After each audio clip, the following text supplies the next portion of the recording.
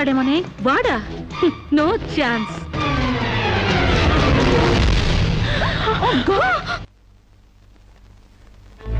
నీ కాళ్ళు కడిగింది నీ అన్నలతో కాళ్ళు కడిగించుకోవాలని కాదే, నీ కాళ్ళు జారేలా చేయాలని. నీకు సేవలు చేసింది వాజమ్మనే కాదే, నీ తల్లో తేజమ్మ దిగి రావాలని. నా మగతనం చంపుకొని నీకు అణిగిమణిగుంది నా పగతనం పవర్ చూపించాలని. నా తమ్ముడికి పిండం పెట్టినందుకు నీ కడుపులో పెరుగుతున్న పిండమే నా సమాధానం.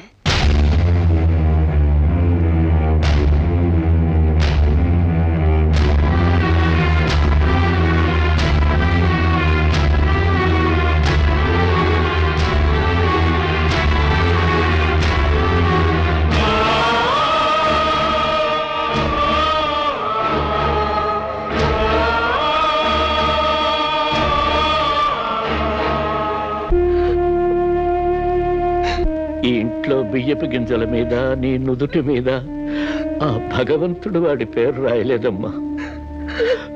మాకు కడుపు కోత, నీకు గుండె కోత మిగిల్చి వెళ్ళిపోయాడు.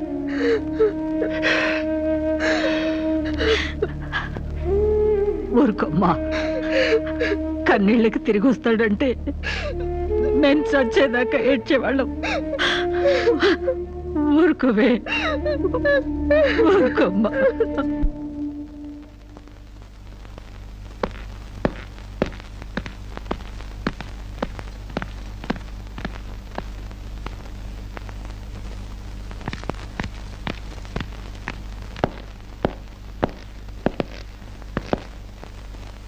వస్తామమ్మా. ఎక్కడికి?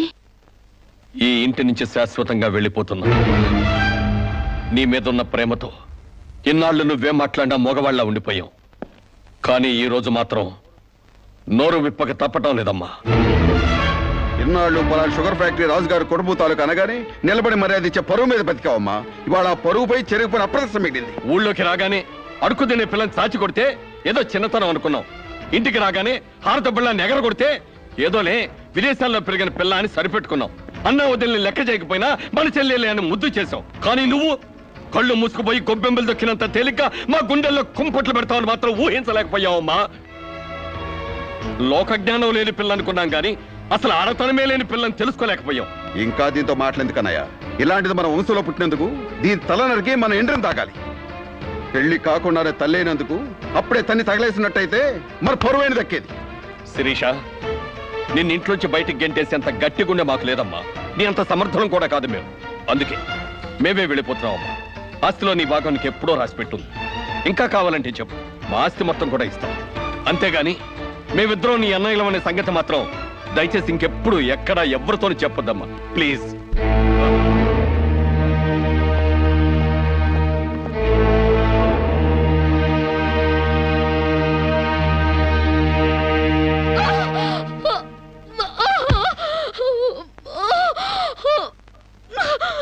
అమ్మా, ఇంతకు ముందొచ్చినట్టు దొంగ నొప్పులు కాదుగా? పులి పులి అని ఒక్కసారంటే నమ్ముతారు కానీ ఎప్పుడూ నమ్మరమ్మా. అయినా అన్నల దగ్గర మొగుడి దగ్గర నాటకం ఆడుతుంది కానీ నా దగ్గర ఎందుకు ఆడుతుంది? ఒకవేళ ప్రసవ నొప్పులేమో. అమ్మా,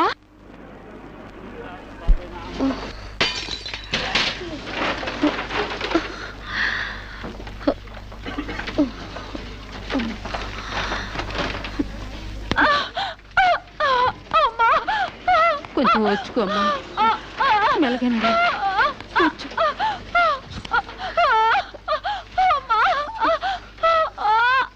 బాబు, బిడ్డ నొప్పులకి తట్టుకోలేకపోతుంది. త్వరగా డాక్టర్ గారిని పిలువు బాబు. డాక్టర్ గారు లోపల టెస్ట్ చేస్తున్నారు. పావు గంట ఆగాలి.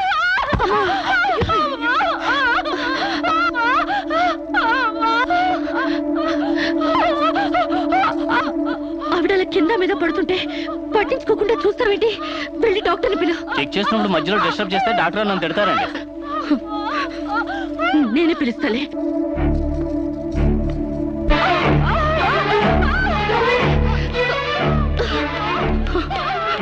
అప్పుడు పేషెంట్ నొప్పులతో సతమతం అయిపోతుంది. మీరు త్వరగా రావాలి. కంగారు పడితే ఎలాగమ్మా? రౌండ్స్ అవగానే వస్తాను. చాలా అర్జెంట్ డాక్టర్, మీరు అర్థం చేసుకోండి. అందరికీ అర్జెంటే, కాస్త ఓపిక పట్టాలి.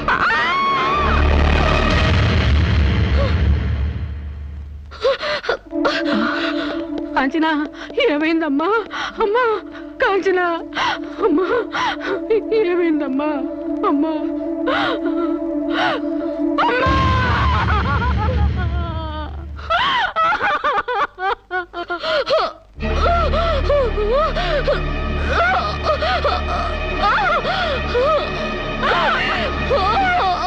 ధైర్యంగా ఉండమ్మా. You will be all right. నొప్పులు స్టార్ట్ అయినట్టున్నాయి, సర్జరీ తీసుకురండి. ఒక ప్రాణం తీసిన రాక్షసులు మీరు. ఒక అమ్మాయిని అన్యాయంగా చంపేసిన మిమ్మల్ని ఊరికే వదల్లో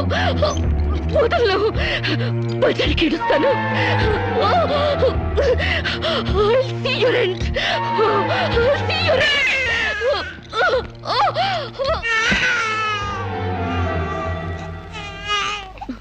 నా పాపే, నేనున్నానుగా. చూ చూ చూ చూ. నా బుజ్జి బాబు కదూ, ఏడోకమ్మా. జో అచ్యుతానంద జో జో ముకుందా. ఏడోకమ్మా, నిన్ను నాతో పాటే పైకి తీసుకెళ్ళిపోతా. అక్కడ మనిద్దరం హాయిగా కలిసుందాం. నేను నీకు అమృతాన్ని ఒగ్గుపోసి పెంచుదాగా. నువ్వు ముందెళ్ళు, నేను వెనకొస్తా. కంగారు పడకమ్మా, నేను నీతో పాటే వచ్చేస్తున్నాను.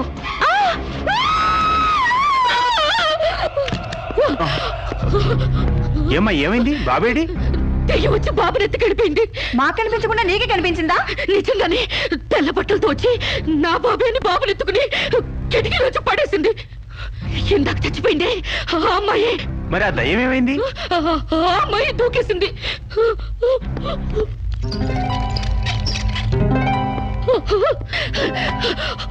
ఆ దెయ్యం ఇలా వచ్చి బాబుని ఎత్తుకుని నా బాబే నా బాబే అంటూ కిటికీ నుంచి అలా పడేసింది. పిచ్చెక్కినట్టుంది. నా బాబు, నా బాబు. ఏమిటి గొడవ? బాబు ఎక్కడని అడిగితే దయ్యం ఎత్తుకుపోయిందని పిచ్చి పిచ్చిగా వాగుతుంది మేడం. ఒక రోజు నా దగ్గరకు వచ్చి అబార్షన్ చేసి మగబిడ్డ అయినా సరే ఎలాగైనా చంపేమంది. ఇప్పుడు బిడ్డ పుట్టాక బయటికి విసిరేసి నాటకాలు ఆడుతోంది. నాటకాలు ఆడుతుంది మీరు. బాబునది పడేసింది. నా బాబు నాకు ఇప్పుడు కావాలి, లేకపోతే మిమ్మల్ని చంపేస్తాను. అటు మొగుడు లేక ఇటు బిడ్డ లేక దీనికి మెంటల్ ఎక్కినట్టుంది. అసలే బాలింత, జాగ్రత్తగా ఉండాలి. దీన్ని వెంటనే సైకాట్రిస్ట్ దగ్గర తీసుకెళ్ళండి, లేకుంటే ప్రాణానికే ప్రమాదం.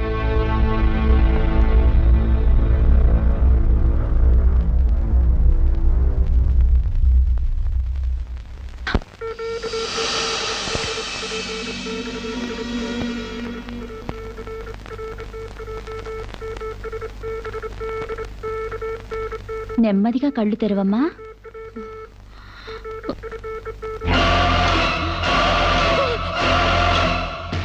ఏంటమ్మా అలా చూస్తున్నావు?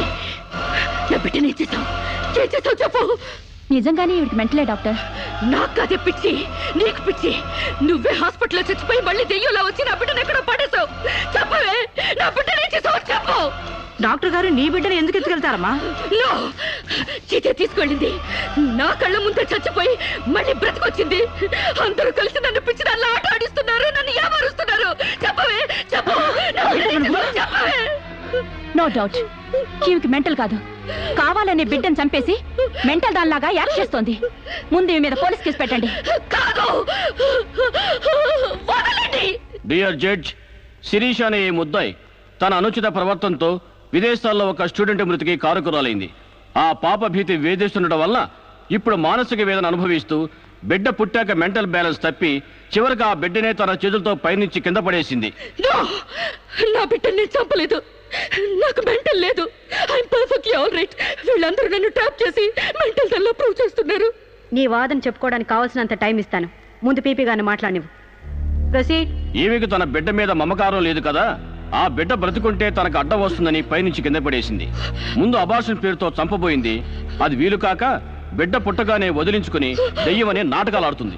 వీటికి తగిన సాక్ష్యాలు doctor Sunitha and her staff. ఏం చెప్పాలనుకుంటున్నావో ఇప్పుడు చెప్పు. నా బిడ్డని నేను చంపలేదు. మరి ఎవరు చంపారు? కాంచెలు చంపింది. నా బిడ్డ నా కళ్ళ ముందే పైనుంచి కింద పడేసింది. నీ కళ్ళ ముందే చంపిందంటున్నావు, మరి నువ్వు చూస్తూ ఊరుకున్నావా? కన్న బిడ్డని చంపుతూ ఉంటే నీ కాపాడాలనిపించలేదా? కాంచెలు దెయ్యమై వచ్చింది. దెయ్యమా? దెయ్యం వచ్చి చంపడం ఏమిటి? ఇంకా ఏ యుగంలో ఉన్నావమ్మా నువ్వు? మదర్ ప్రామిస్ అండి. ఆ తర్వాత దెయ్యం డాక్టర్ అయి వచ్చింది. సైలెన్స్. కాంచన చనిపోయిందన్నావు, మళ్ళీ కాంచనే వచ్చి నీ బిడ్డను చంపిందంటున్నావు. నువ్వేం మాట్లాడుతున్నావో తెలిసే మాట్లాడుతున్నావా? ఒక పని చేద్దాం జడ్జి గారు, డాక్టర్గా మా నా దెయ్యం కాంచెన్ని కోర్టుకు పిలిపిద్దాం. ఆ దెయ్యాన్ని నువ్వు గుర్తుపట్టగలవా అమ్మా? తప్పకుండా.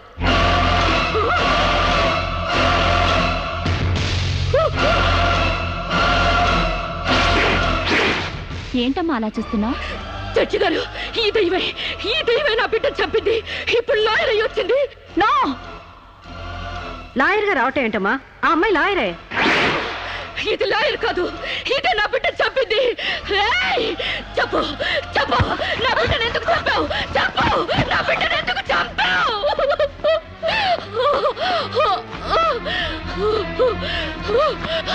జడ్జి గారు, దీన్ని నమ్మకండి. ఇది నా కళ్ళ మీద కడుపుతో చచ్చింది. అసలు ఆవిడ పెళ్ళే కాలేదమ్మా. అయినా చనిపోయిన ఆవిడ మళ్ళీ ఎలా వస్తుంది? ఎలా నీ బిడ్డను చంపుతుంది? దెయ్యమై వచ్చి చంపిందండి. ఏమిటమ్మా నువ్వు అనేది? ఆ అమ్మాయి ఇదే కోర్టులో 5 ఏళ్ల నుంచి పనిచేస్తుంది. మనిషి కళ్ళ ముందే కనిపిస్తుంటే సచ్చింది, దెయ్యమైంది, మళ్ళీ డాక్టర్ అయింది, లాయర్ అయింది అంటావేంటి? నిజంగానే నీకు మెంట్లా లేక డ్రామానా? లేదు జడ్జి గారు. అబద్ధం. బిడ్డ చావలేదు, నా వద్ద క్షేమంగా ఉంది.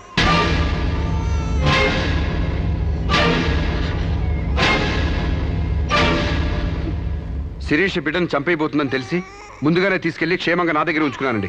శిరీషకు నువ్వేమవుతావు? ఆమె భర్తని. నో, చితన్ నా భర్త కాడు. ఎవరు నీ భర్త? నాకు భర్త లేడు. చచ్చిపోయాడా? అసలు నాకు పెళ్ళే కాలేదండి. మరి నీకు బిడ్డ ఎలా పుట్టాడు? డేటింగ్ మూలంగా. వాట్? గాలికి ధూళికి పిల్లలు పుట్టడానికి నువ్వేమైనా కలిగ కుంతివా? అయినా ఈ అమ్మాయి ఏం మాట్లాడుతుందో నాకేం అర్థం కావట్లేదు. నాకు అర్థం కావట్లేదండి. తన మొగుడిని పట్టుకుని మొగుడిని కాదంటుందా? ఒకసారి ఈ పేపర్ చూడండి.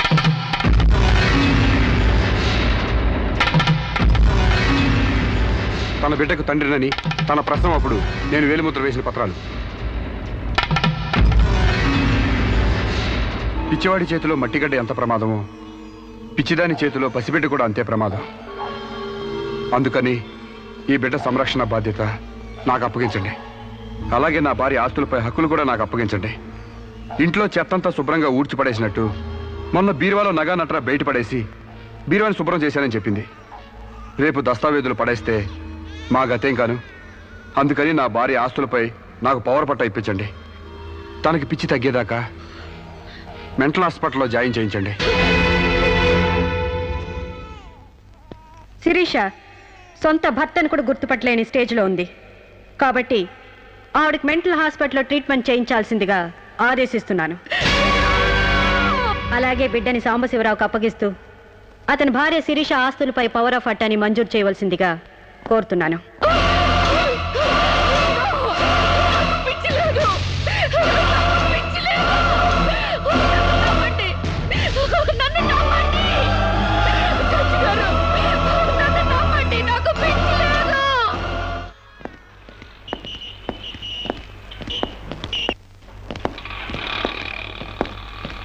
తల తిప్పుకోవడం కాదు, దించుకోవే. నీ బిడ్డను నీకు దూరం చేశాను. నీ ఆస్తి నాకు దగ్గర చేసుకున్నాను. నా తమ్ముడిలా నిన్ను పిచ్చిదాన్ని చేశాను. ఏయ్, అప్పుడే అయిపోయిందనుకోకు.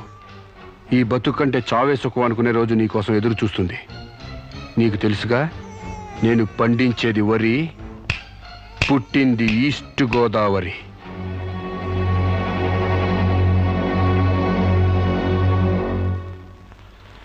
మీరు చేసిన సాయానికి రుణపడి ఉంటానండి. ఇంక ఈ డోస్ చాలనుకుంటాను సాంబశివరావు.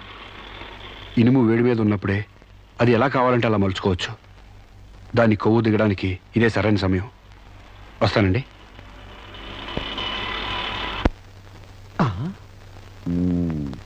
అంటే ఇదంతా అమ్మగారిని మార్చడానికి అయ్యగారు ఆడిన నాటకం అన్నమాట.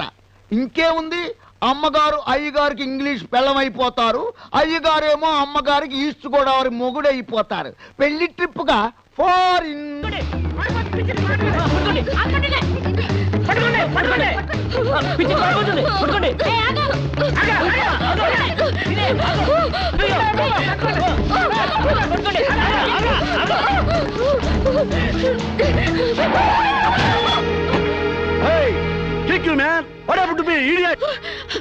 ప్రకాష్,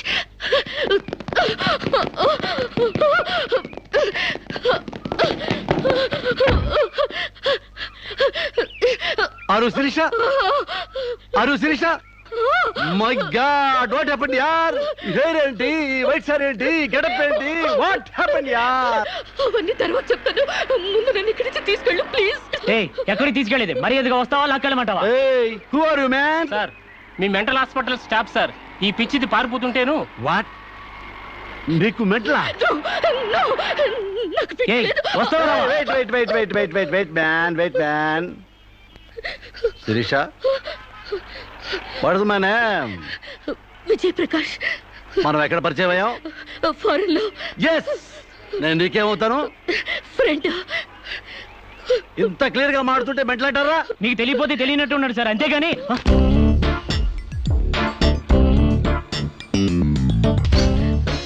చెప్పు శిరీషకి మెంటలా కాదా? Come on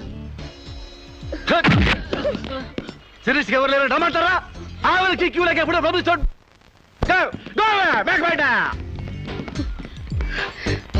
don't worry Sirisha, I will take care of you. Please come dear.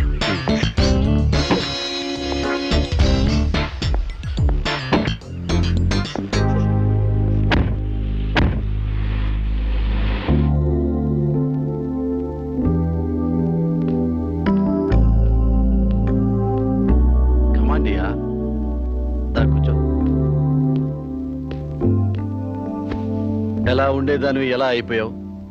Diana queen లా ఉండేదానివి డయేరియా పేషెంట్ లా తయారయ్యావు. అఫ్ కోర్స్ మదర్ అయినా నీ గ్లామర్ తగ్గలేదనుకో. Come on Siri, take this. No thanks. Okay it's all right. బాగా అలసిపోయినట్టున్నావు. పద బెడ్రూమ్కి రెస్ట్ తీసుకుందాం. ప్రకాష్, వాట్ హ్యాపెండ్ యా? హెల్ప్ చేస్తానని తీసుకొచ్చి నువ్వు చేసే పని ఇదేనా? ఎవడో దారిని పోయే దానికి బిడ్డను కనిచ్చావు. నీ ఫ్రెండ్ని, క్లోజ్ ఫ్రెండ్ని ఆ మాత్రం బెడ్ పంచి ఇవ్వలేవా? Please come please please.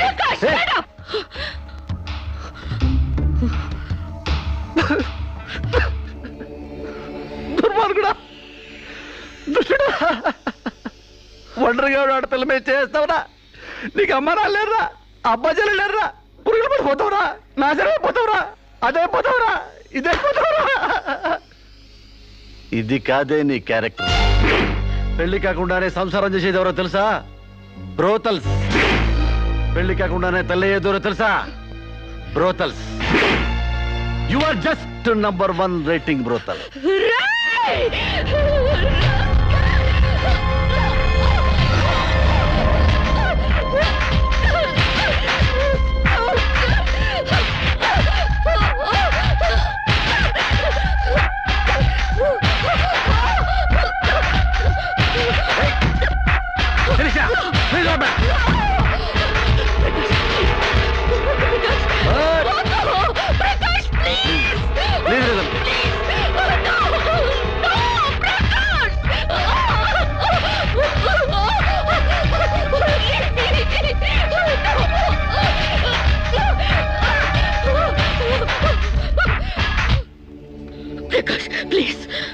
Sirisha, చాలా టెన్షన్ పెడుతున్నావు శిరీష. నువ్వు టెన్షన్ పడుతున్నావు శిరీష. శిరీష, నీ తెలియదు శిరీష, నాలో చాలా విషయం ఉంది Sirisha. I love you Sirisha. చాలా హ్యాపీగా ఉంటుంది యార్. I love you Sirisha. నా మాట విను శిరీష, చాలా బాగుంటుంది శిరీష.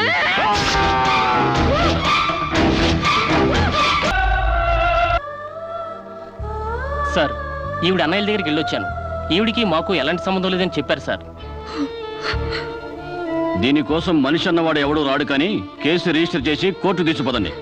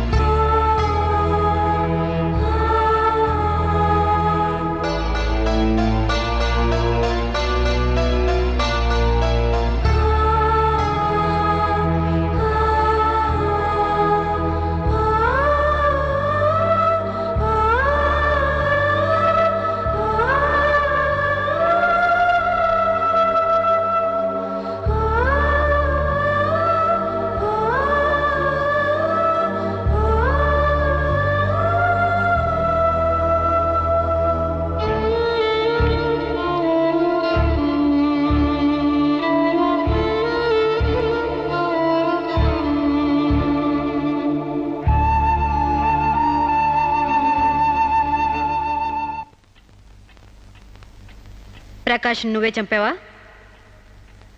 సైగలు మూగ భాషలు ఇక్కడ కుదరవు, నోటితోనే చెప్పాలి. నేనే చంపాను. ఎందుకు చంపావు? చంపానని ఒప్పుకున్నాను కదా, ఏదో సెక్షన్ కింద నన్ను చంపేయండి. ముద్దాయే శిక్ష విధించుకుంటే ఇక్కడ మేమెందుకు? సెక్షన్లు శిక్షలు నువ్వు గుర్తు చేయాల్సిన పని లేదు. అసలు నువ్వేం చేసావో చెప్పు. ఫారెన్లో నా ఫ్రెండ్ని చంపేశాను, ఇక్కడ ప్రకాశం చంపేశాను, భారతీయ సంస్కృతిని చంపేశాను, గౌరవ మర్యాదలను చంపేశాను, ఆఖరికి నా బిడ్డను కూడా చంపబోయాను. నన్ను చంపేయండి, నేను బ్రతకూడదు. బ్రతకడానికి నాకు అర్హత లేదు. అందరికీ ఒక పాఠంగా, నాకు గుణపాఠంగా నన్ను ఉరికంబ ఎక్కించండి. చంపడానికి చావడానికి వెనకాడని నీలాంటి వాళ్ళు సమాజానికే ప్రమాదకరం. అన్నల్ని, వదిల్ని, ఫ్రెండ్స్ని, వర్కర్స్ని లెక్క చేయని నువ్వు చివరి కోర్టును కూడా పట్టించుకోవడం లేదు. నేరం ఒప్పుకుంటే శిక్ష తగ్గిస్తాం అనుకోవద్దు. సాక్ష్యాధారాల్ని, వాంగ్మూలాల్ని పరిశీలించి తగిన తీర్పు ఇవ్వడానికి కోర్టు 20వ తారీఖు వాయిదా వేస్తున్నాను.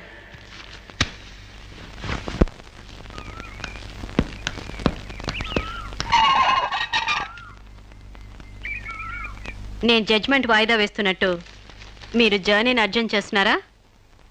ఎంతైనా జడ్జ్ భర్త అనిపించారు. మీరు పాఠాలు నేర్పించకపోతే పిల్లలేం ఫెయిల్ అయిపోరు. ఈసారి వారం రోజు సెలవు పెట్టండి, ఓకే? అమ్మా, మీకోసం ఎవరు వచ్చారు. బాయ్.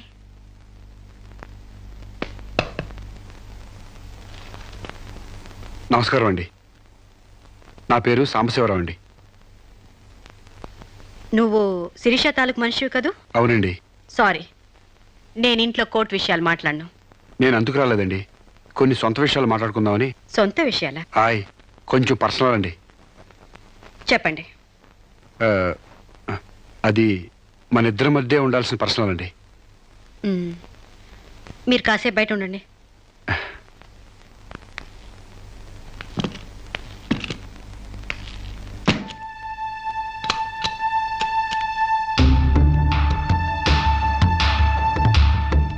చాలా సీక్రెట్ కదండి, అందుకే తెలిపేశా. చెప్పు. మీ వారు ఢిల్లీలో ఉంటారంట కదండి? అవును. అక్కడ మీ వారు లీడరో అంట కదండి? University reader. 15 రోజులకోసారి వచ్చి వెళ్తుంటారంట కదండి? ఇవన్నీ నీకెలా తెలుసు? కావాల్సిన వాళ్ళ గురించి ఆ మాత్రం తెలుసుకోలేమంటండి. అమావాస్యకోసారి వచ్చే మీ ఆయన కోసం మీ అందాన్ని అడవి కాసిన వెళ్ళి చేసుకుంటారా? ఆ రోజు కోర్టులో మిమ్మల్ని చూడగానే నా వయసు జిగేలు మంది. మీ ఆయన ఉండరని తెలిసి నా మనసు జాలి పడింది. తేగలాగా మంచి నాజుగ్గా ఉన్నారు. ఎందుకిలా మీ అందాన్ని మగ్గబెట్టుకుంటారు? ఓ పని చేయండి, మీరు నన్ను ఉంచుకోండి, లేకపోతే నేను మిమ్మల్ని ఉంచుకుంటాను. నన్నెవరు అనుకుంటున్నారా? రంబను తలదన్నే మేనకే మీ కాలు మొక్కి అందగత్తి అనుకుంటున్నాను. మిస్టర్ సాంబశివరావు. ఆయ్, పండించేది వరి, పుట్టింది ఈస్ట్ గోదావరి.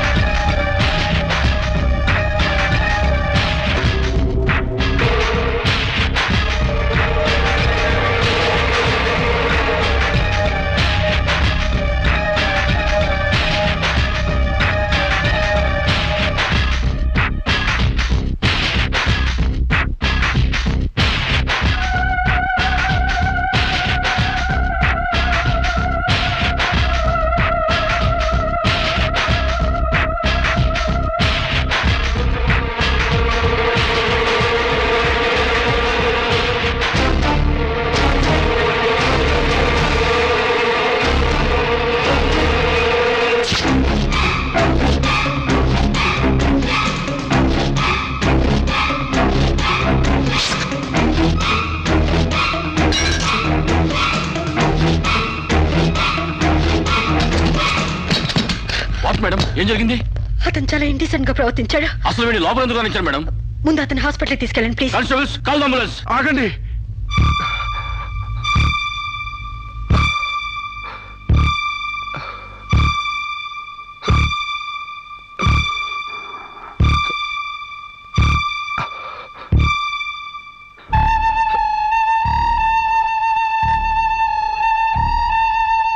భయపడకండి అమ్మా, మీరు నాకు తల్లి లాంటి వారు. ఇదంతా నేను కావాలని చేయలేదు. శిరీష్ నిర్దోషని చెప్పడానికే చేశాను. అవునమ్మా, శిరీష్ అమాయకురాలు. నా శిరీష్కి అనుకోలేకపోయినా ఆర్తన ఉంది. మమకారాన్ని అర్థం చేసుకోలేకపోయినా మానవానికి విలువిస్తుంది. రాష్ట్రం కాని రాష్ట్రం వెళ్ళొస్తేనే స్టైల్ పెరిగే ఈ రోజుల్లో 20 సంవత్సరాలు ఫారిన్లో ఉండొచ్చిన శిరీష్కి ఇతరుల్ని డామినేట్ చేయాలనే తప్ప వేరే ఆలోచన లేని పిచ్చిది. మీరు ఒక జడ్జి అయ్యిండు కూడా ముందు వెనక ఆలోచించకుండా రేపు చేయబోయి నన్ను కత్తితో పొడిచారు. ఎందుకు? ఆడదానికి ఇష్టం లేకపోతే స్వయానా మన్మధుడే దిగొచ్చినా అంగీకరించదమ్మా. నా శిరీష శీలం లేని ఆడదైతే ఆ రోజు వాడిని ఎందుకు చంపేది? హాయిగా వాడితోనే డేటింగ్ పెట్టుకునేది. మొగుడితో తప్ప పరాయి మగాడితో ఊహించుకోలేని ఆడతోనూ ఉన్న ఏ ఆడదైనా ఆ పరిస్థితిలో ఉంటే ఈరోజు మీలాగే ఆ రోజు శిరీష్ లాగా చేస్తుంది. ఎంత పచ్చి వ్యభిచారైనా ఇష్టం లేని మగాడి చేయి పడితేనే చేదరిస్తుంది. నా శిరీష్ సిగ్గు తెలియంది కానీ శీలం లేనిది కాదమ్మా. తను నా తమ్ముడిని ఏ డేటింగ్ పేరుతో మోసం చేసిందో అదేవిధంగా మోసం చేసి తనలో మార్పు రావాలని నాటకం ఆడాను. అవును మేడం, శిరీష్లో మార్పు తేవాలని నేను సాంబశివరావు కలిసి ఈ నాటకం ఆడాం. ఆమెలో మార్పు సాధించాం. కానీ లాస్ట్ మూమెంట్లో మర్డర్ కేసులో ఇరుక్కుంది. మీరు శిరీషకు కటింగ్ శిక్ష వేయబోతున్నారని తెలిసి అతను ఈ రేప్ ప్లాన్ గురించి నాతో చెప్పాడు. నీకు తెలియంది కాదు కానీ చెప్తున్నాను. రేపుకు ఉరిశిక్ష వేయాలని చట్టాల మార్పు కోసం ప్రయత్నాలు జరుగుతున్నాయి ఈ రోజుల్లో. రేపిస్ట్ని చంపటం కనీసం చిన్న నేరం కూడా కాదని నా నమ్మకం. దయచేసి నా శిరీష్ని కాపాడండి. నా శిరీష్ని కాపాడు.